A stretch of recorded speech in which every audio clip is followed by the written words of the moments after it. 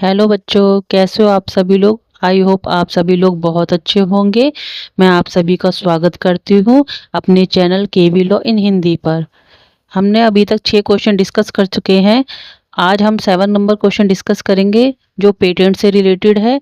Patent से संबंधित अंतर्राष्ट्रीय संधियों पर एक टिप्पणी लिखनी है। तो चलिए स्टार्ट करते हैं। क्वेश्चन नंबर 7, इसका आंसर है अंतर्राष्ट्रीय आंसर है विश्व स्तर पर पेटेंट अधिकारों की सुरक्षा और उनके प्रयोग के लिए कई अंतर्राष्ट्रीय संधियां की गई हैं। इन संधियों का मुख्य उद्देश्य यह है कि बौद्धिक संपदा को वैश्विक स्तर पर मान्यता और सुरक्षा मिले। तो इसकी अंतर्राष्ट्रीय जो संधियां हैं वो देखने से पहले हम देखते हैं पेटेंट होता क्या है, क्योंकि जब तक हमें ये नहीं पता चलेगा कि पेटेंट क्या होता है तब तक हम इसके प्रकार या इसकी इससे रिलेटेड संधियां हम नहीं समझ सकते हैं। तो पहले देखते हैं पेटेंट क्या है। तो पेटेंट एक कानूनी अधिकार होता है जो किसी भी आविष्कार या समुनिर्देशित को किसी नए उपयोगी या अस्पष्ट आविष्कार उत्पाद या प्रक्रिया के लिए दिया जाता है। तो इसकी लिमिटेशन होती है 20 साल। ठीक है। बदले में पेटेंट धारक को उस आविष्कार का विवरण सार्वजनिक रूप से उपलब्ध कराना है। इससे पेटेंट की समाप्ति के बाद भी अन्य लोग उसे सीख सकते हैं और उस पर आगे काम कर सकते हैं। पेटेंट की अवधि आवेदन की तारीख से 20 वर्ष की होती है। अब देखते हैं अंतर्राष्ट्रीय पेटेंट संधियां। ठीक है। तो इसकी पहली है पेरिस कन्वेंशन। पेरिस कन्वेंशन 1883 यानी 1883। ये सबसे पुरानी अंतर्राष्ट्रीय संधियों में से एक है। इसके अंतर्गत यदि कोई व्यक्ति एक सदस्य देश में पेटेंट के लिए आवेदन करता है तो उसे अन्य सदस्य देशों में भी प्राथमिकता का अधिकार प्राप्त होता है।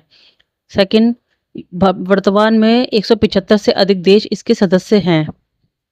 सेकंड है पेटेंट सहयोग संधि यानी पेटेंट कॉरपोरेशन ट्रीटी पैक्ट 1970।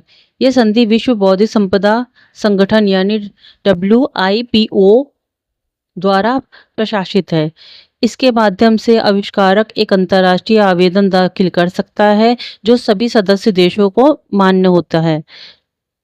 उसके बाद देखते हैं इससे पेटेंट प्रक्रिया आसान और कम खर्चीली बनती है। वर्तमान में 150 से ज़्यादा देश इसके सदस्य हैं। थर्ड संधि जो हमारी है वो है वुडोपेस्ट। ये 1977 की है। इसमें दिया गया कि ये सूक्ष्म जीवों से संबंधित पेटेंट आवेदन के लिए बनाई जाती है। इसके अनुसार यदि कोई भी सूक्ष्म जीव किसी एक देश की मान्यता प्राप्त अंतर्राष्ट्रीय प्राधिकृत संस्था में जमा कर दिया जाता है तो उसे अन्य सभी सदस्य देशों उसे स्वीकार ही करेंगे।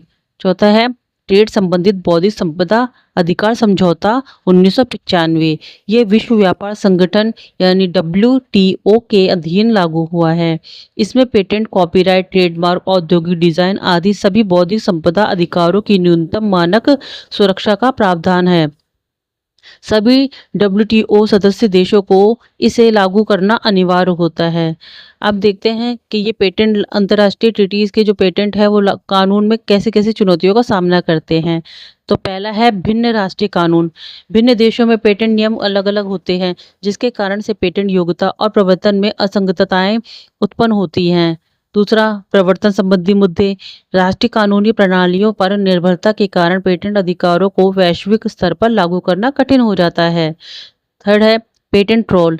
गैर अभ्यासशील संस्थाएं नवाचार के बजाय मुकदमेबाजी के लिए पेटेंट का शोषण करती हैं जिससे महंगी कानूनी लड़ाइयाँ पैदा हो जाती हैं। और आखिर में औद्योगिक औषधि तक पहुँच। विशेष रूप से निम्न आय वाले देशों में आवश्यक औषधियों तक किफ़ायती पहुंच के साथ पेटेंट अधिकारों का संतुलन बनाना। तो ये हमारा जो क्वेश्चन था ये यहाँ हमारा कंप्लीट हो चुका है।